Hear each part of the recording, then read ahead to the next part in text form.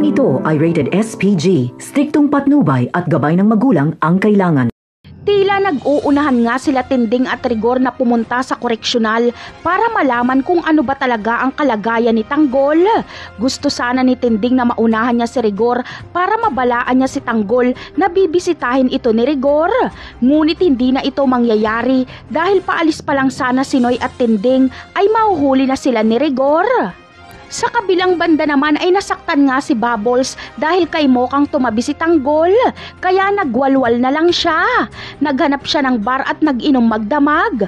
Masama ang kanyang loob kay Mokang. Sa pagputok ng araw ay medyo lasing pa si Bubbles na bumalik sa hotel.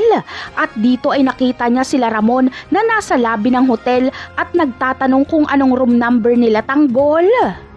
Kaya naman, agad nga na tumakbo si Bubbles para sabihan sila Tanggol na nasundan sila ng asawa ni Mokang. Agad namang tataka sila Tanggol at sa fire exit sila dadaan. Batid ni Mokang na kahit saan sila magpunta ay masusundan sila ng kanyang asawa. Kaya mas maiging bumalik na lang si Mokang kay Ramon.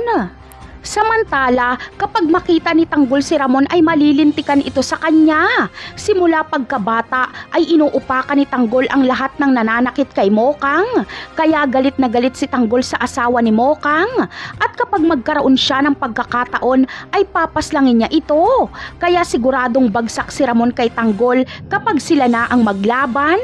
Kahit dalawa pa sila ni Severino. Napakarami pa nating dapat abangan sa mga susunod na episode. Paalam!